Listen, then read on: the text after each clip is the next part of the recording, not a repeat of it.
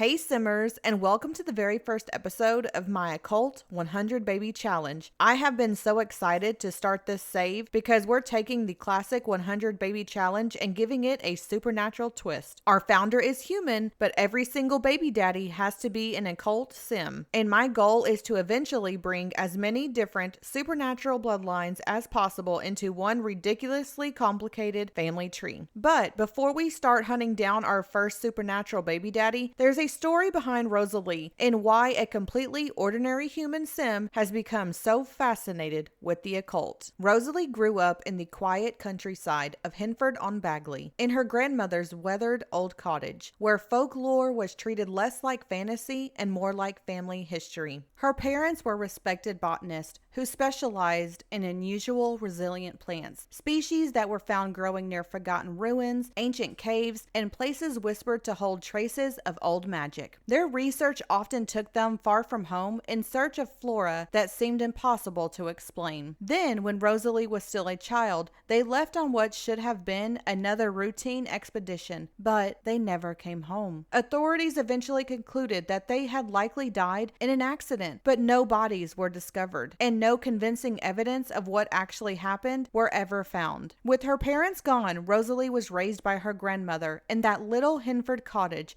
surrounded by dried herbs, crystal collections, strange plants, and shelves that were overflowing with journals about the supernatural. Whenever Rosalie asked what had happened to her parents, her grandmother never blamed the occult or any other creatures her books had described. She would simply smile and say, "Your parents spent their lives looking for magic. Maybe one day you'll find what they were searching for." To most people, those were simply comforting words from an old woman, but to Rosalie, they became a promise. She spent her childhood tending unusual plants, polishing gemstones alongside her grandma, and listening to stories about a hidden world that existed just beyond ordinary sight. Unlike her parents, Rosalie never felt the need to prove that the supernatural existed. She already believed that they did. She just wanted to understand it. Years passed, and eventually, Rosalie lost the woman who had raised her. Her grandmother left behind a well-worn collection of crystal crafting tools, journals filled with notes about rare plants, gemstones, and occult folklore, and a small inheritance of 20,000 simoleons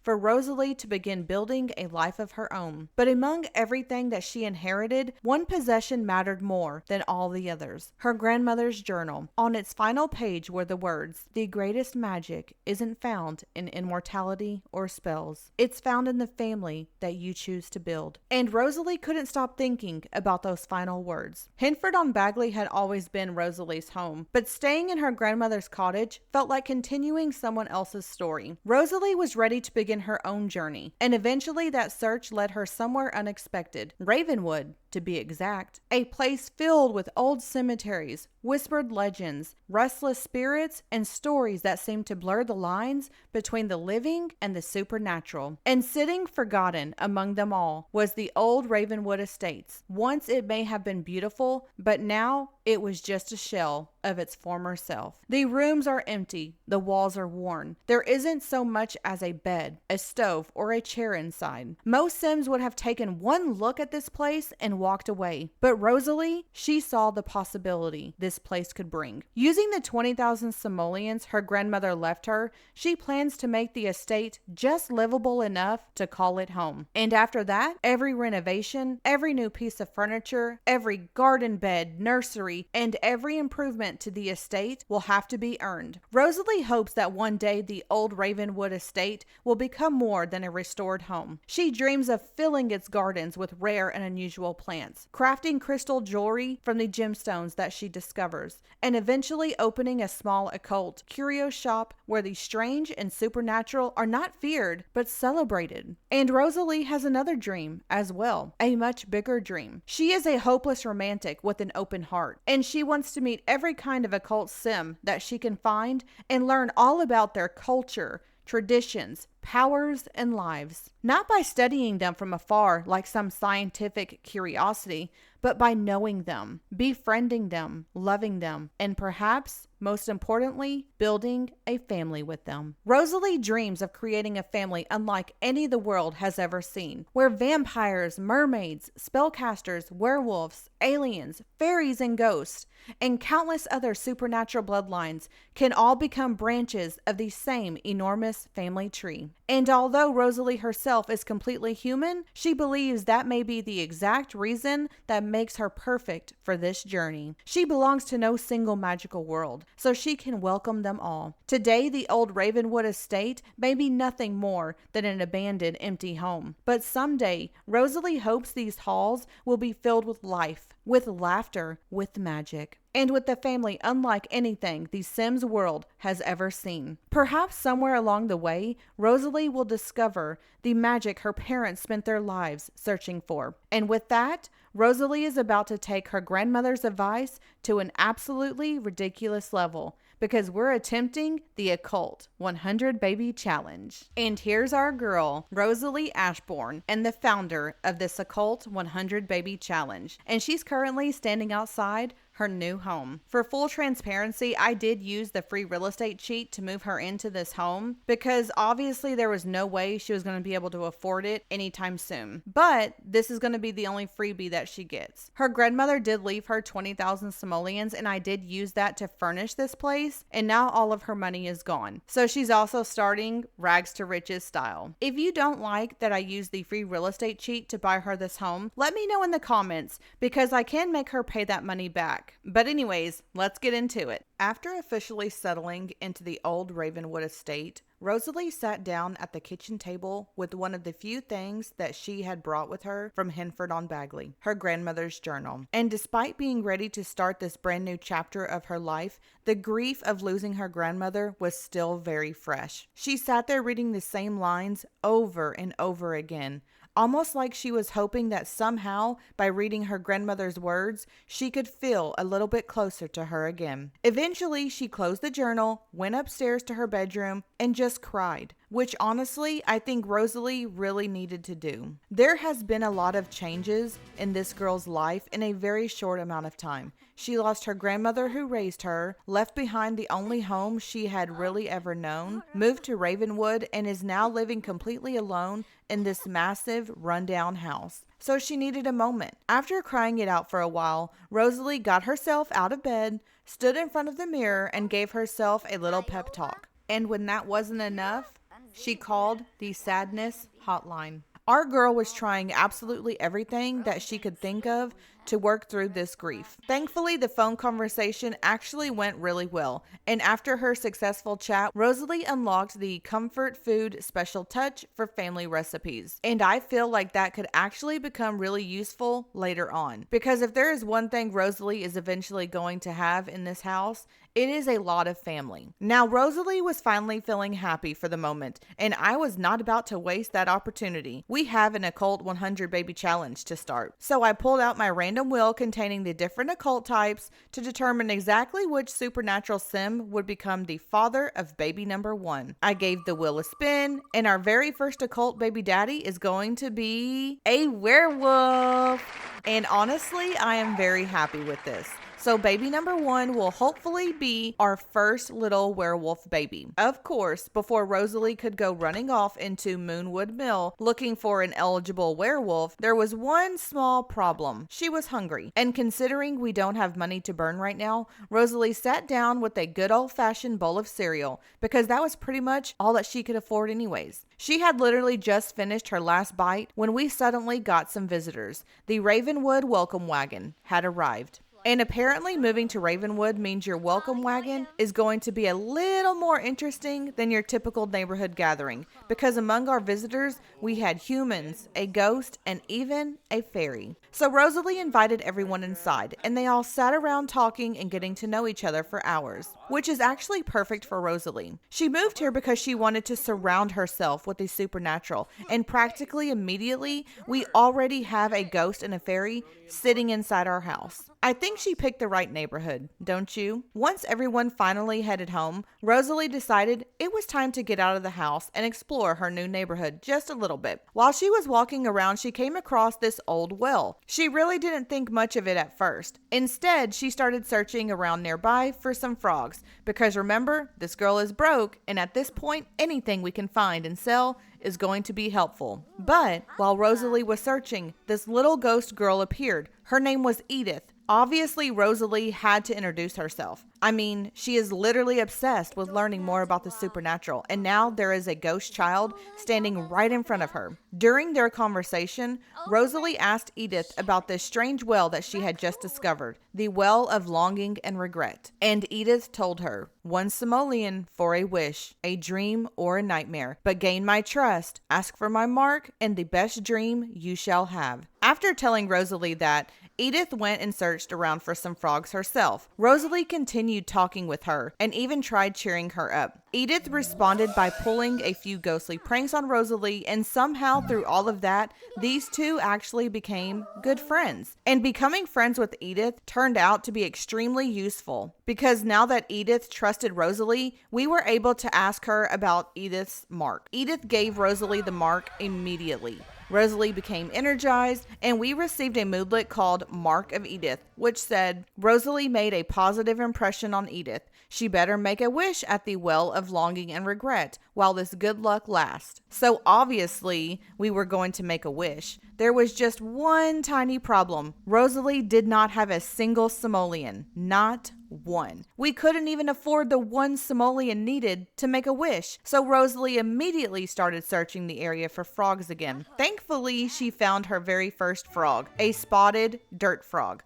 We sold that little guy for 30 simoleons, which finally meant Rosalie could afford to use the well. She walked back over, tossed in her simoleon, and wished for an easier time managing her needs. And thanks to Edith's mark, the wish was granted. Almost immediately, all of Rosalie's needs started rising, which could not have happened at a better time. Her needs were refreshed. She was feeling good. She was feeling flirty. And we still needed to find ourselves a werewolf. So, Moonwood Mill, here we come. Rosalie headed over to a lounge in Moonwood Mill, and almost the moment she arrived, she spotted someone who I was pretty sure was a werewolf. So naturally, she went straight over to introduce herself. His name was Hector. I believe that's how you say it. The two of them sat down and started chatting. And while they were getting to know each other, Rosalie actually had a personal discovery. She discovered that she is outgoing, which honestly makes perfect sense for this challenge. If you are planning on meeting enough occult sims to have 100 babies, being outgoing is probably going to come in handy. Eventually, Rosalie and Hector moved their conversation over to the bar, ordered themselves some drinks, and just kept talking. And things were going really well, because before long, Rosalie and Hector had become good friends. While they were hanging out, even more occult sims started arriving at the lounge. And since Rosalie's entire goal is to meet and learn about as many supernatural sims as possible, I wasn't going to waste this opportunity, and neither was she. She took a moment to introduce herself to everyone hanging out at the bar, before turning her attention right back to Hector.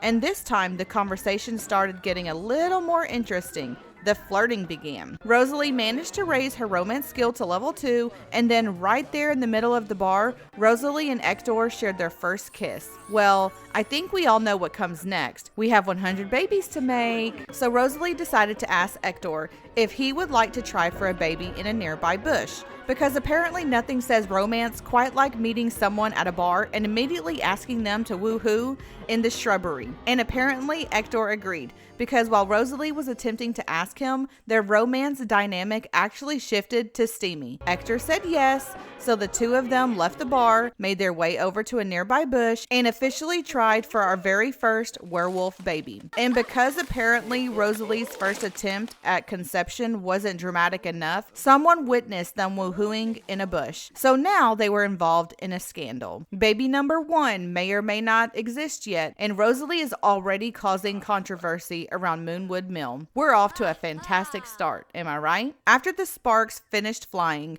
Rosalie headed back to the bar, because obviously we needed to know whether attempt number 1 had worked, right? She walked into the bathroom ready to take a pregnancy test, only for me to realize we couldn't afford one. Rosalie is out here trying to create a supernatural dynasty while being too broke to even find out whether she's pregnant. So back outside she went. Rosalie started foraging around Moonwood Mill, looking for anything that she could sell. Eventually she dug up a little figure, which we sold for 25 simoleons. And that was enough, so back to the bathroom she went. Rosalie sat down, took the pregnancy test, and she wasn't pregnant. Attempt number 1 had failed, but we did not come all this way to Moonwood Mill to give up after one bush woohoo. So Rosalie went back to Hector and asked if he would be willing to try again, and of course, he agreed. So back to the bush they went. Attempt number 2. Once they finished, Rosalie already knew she didn't have enough money for yet another pregnancy test, so she immediately got back to foraging. And that's when Rosalie found something very interesting. Her first crystal, a moonstone crystal to be exact. And even though we desperately needed money, there was absolutely no way she was going to sell it. Rosalie plans on becoming a crystal crafter after all, so our very first moonstone was staying with us, which meant Rosalie had to keep searching. Eventually she found a flower that she could sell. We sold it, and finally she had enough money for another pregnancy test. Rosalie marched right back to the bathroom. Once again, she sat on the toilet, pregnancy test in hand, and hope in her heart, and this time, she's pregnant. Baby number 1 is officially on the way. And if everything goes according to plan, we should have our very first werewolf baby growing right now. Rosalie was obviously excited about the news, so she went over to Hector and told him that they were expecting a baby. And with Rosalie officially pregnant, we could finally shift our attention away from finding a baby daddy and on to our next major problem, money. Because our girl is broke. So Rosalie spent some more time foraging around Moonwood Mill before deciding to explore the underground tunnels. And while she was exploring down there, she discovered what appeared to be a bunch of frogs. Apparently someone is breeding frogs inside these tunnels. Rosalie managed to come out of there with a leopard frog, which could potentially become another source of money if we can find another frog to breed it with. She eventually made her way back out of the underground tunnels and continued foraging for a little while longer. She found another figurine buried in the dirt, which she sold for another 25 simoleons. And after everything that had happened that day, Rosalie finally decided it was time to head back to Ravenwood. Once Rosalie arrived back at the Old Ravenwood Estate, the first thing she did was to wash all of the dirt out from underneath her nails after spending what felt like the entire day digging around in Moonwood Mill. After that, she relaxed for a while with a romance novel. Then she headed outside and planted one of the flowers that she had found earlier while foraging. By this point, it was almost midnight, and amazingly, Rosalie's knees were still doing great. That mark of Edith had seriously helped our girl out. For almost 24 hours, we barely had to worry about any of her needs. So since Rosalie was still energized, we decided to head back towards the Well of Longing and Regret and visit Edith again. While we were there, Rosalie also tried searching for another frog that she could breed with the leopard frog that she had found earlier in the Moonwood Mill tunnels. But unfortunately, she didn't have any luck. But while she was looking around, Rosalie noticed something else. Edith was crying beside a nearby grave. Rosalie walked over, and the moment she approached, Edith walked away. So naturally, she had to know whose grave it was. Rosalie read the epitaph, and it said, "Edith died from drowning, loved yet misunderstood, with a hint of playful mischief when the moon is only partially ashine, a true moon child." And even though Rosalie was still technically feeling energized from the Edith's mark, reading that absolutely broke her heart. I mean, Edith is this little ghost girl that Rosalie has spent the day befriending. And now we're standing in front of her grave, reading about how she died. Rosalie couldn't even imagine what Edith must be going through. So she left the gravestone behind, went looking for Edith again, and spent some more time talking with her before finally heading back home. Once Rosalie got home, she decided to take advantage of the last little bit of energy that she had, and she did some food prep. She made herself some fruit salad so that she could keep the leftovers around for the next few days. Because cereal every single meal probably isn't going to cut it for our pregnant mama. By the time Rosalie finished prepping everything, the mark of Edith finally wore off, which meant our needs were officially going to start dropping again. It was now around 6 in the morning, and today was a very special day on Rosalie's new calendar, Occult Gathering Day. Rosalie wanted to celebrate the day by throwing a house party for all of the new occult friends that she had been making. There was just one recurring problem. She didn't have enough money. So before we could even think about throwing any sort of celebration, Rosalie headed back outside to forage around the neighborhood. During her search, she found a death frog. which sounded promising, right? Except we couldn't sell it, and she couldn't breed it. So that wasn't going to help us much right now. So the hunt continued. Eventually, Rosalie came across an eggplant whirl frog, and unlike the death frog, this one she could actually breed with her leopard frog. So Rosalie bred the frogs and sold the new frog for some much needed simoleons. She continued exploring around Ravenwood and found even more frogs, some fossils, and even a metal that she could eventually use for her crystal creations. After her time foraging, she sold everything that she could. Then she headed home so that she could eat and get some rest before the gathering later that night. After her nap, Rosalie officially entered her second trimester. And apparently baby number 1 wanted to make sure Mama knew they were still there because the morning sickness arrived right along with it. But a little morning sickness was not about to ruin Rosalie's big plans for Occult gathering day. She was feeling playful. So she headed downstairs to her grandmother's gemology table and decided it was finally time to begin working with that moonstone that she had found in Moonwood Mill. Rosalie started cutting her very first gemstone. She chose to create a spire-shaped gemstone from the moonstone. And this could not have been a more perfect crystal for Occult gathering day. Once the crystal is charged, the moonstone will help a bored moodlet disappear faster, but more importantly, for our supernatural guest, it can cause a vampire's thirst need to decay more slowly. It can make spellcasters more successful when casting spells and brewing potions, and it can cause a werewolf's fury to build much slower while also helping their rampages end faster. So considering Rosalie had planned to fill this house with the Occult Sims tonight, this was basically the perfect crystal for her to make. While she was working, Rosalie reached Gemology level 2, and what felt like several hours later, the gemstone was finally finished. Rosalie placed it onto the crystal charging mat, and then it was finally time to celebrate Occult Gathering Day, or at least our very budget-friendly version of it. Because after all that foraging, Rosalie still couldn't really afford to throw an actual house party. So instead, she invited her friends over to just hang out, which was close enough. Her Occult friends arrived, and they basically spent the entire night sitting around, chatting, and enjoying each other's company. Rosalie finally crawled into bed sometime in the morning, but unfortunately, being pregnant meant that sleep did not last very long. She woke up with morning sickness and desperately needing to pee. So Rosalie handled all of that, then headed downstairs and cooked herself some breakfast. While cooking, she managed to reach cooking level 2. And because she was going to squeeze every simoleon that she possibly could out of these frogs, Rosalie also bred another frog while she was making breakfast. And this one sold for 100 simoleons. That may not sound like much, but for Rosalie right now, that is some good money. After breakfast, she cleaned up the kitchen, put away the leftovers, and headed back to bed to hopefully get a little more rest. And then the bills arrived. 4,602 simoleons.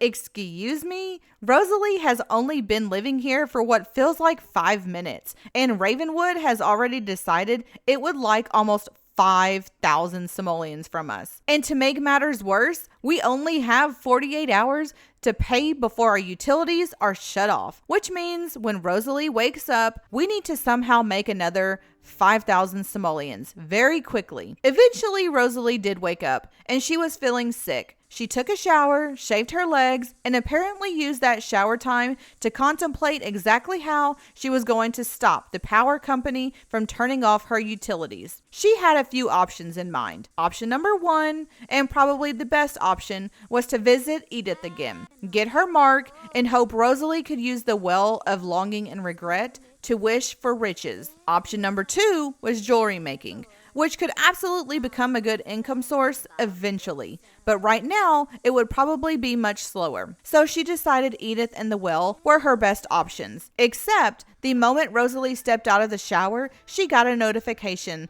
that the Humor Hijinks Festival was happening in San Myshuno. And suddenly, she had an option number 3. This festival could potentially become a source of some easy simoleons. So Rosalie got dressed and headed straight to San Myshuno. If the festival didn't work out, at least she always had a plan that she could fall back on. When Rosalie arrived at the festival, she grabbed herself a cup of the dark tea and officially joined the pranksters. From that point on, Rosalie spent basically the entire festival causing problems.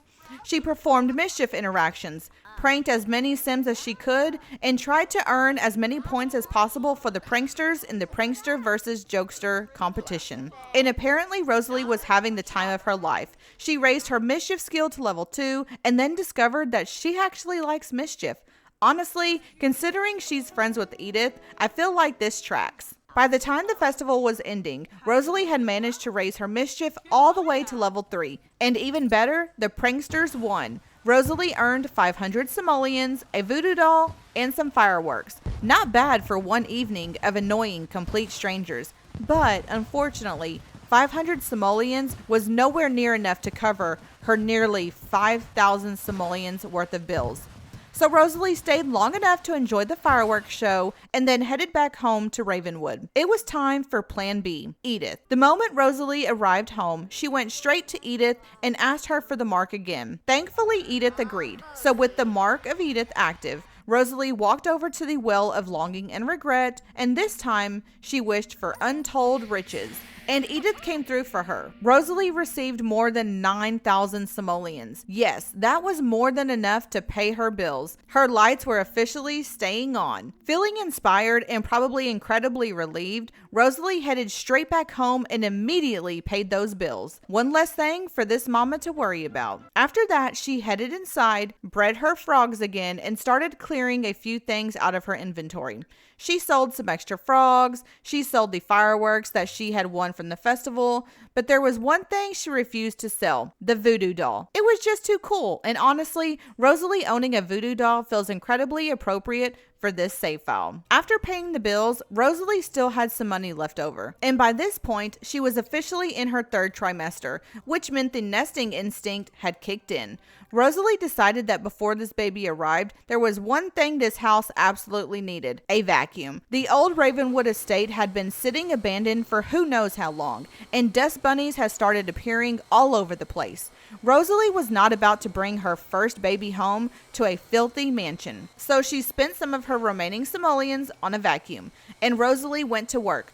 Floor after floor after floor. She vacuumed 3 entire floors of the house, cleaning up all of the dust bunnies that had accumulated around the estate. And after cleaning 3 floors while heavily pregnant, our girl was understandably starving. So Rosalie waddled all the way down the stairs and cooked herself some breakfast. After eating, she decided she had earned a nap and curled up on the couch in the living room. When she finally woke up, she waddled to the bathroom, then waddled into the kitchen for some more food. And once Rosalie had finished eating, she thought it might be a good idea to give Hector a call. At this point, she knew the baby could be arriving at basically any moment. So Rosalie invited the father of baby number 1 over. Hector arrived, and for whatever reason, this man was angry. She had absolutely no idea what had happened before he got here, but clearly Hector was having a bad day. He walked up to the gates of the estate, gave Rosalie a kiss, and then immediately stormed inside her home.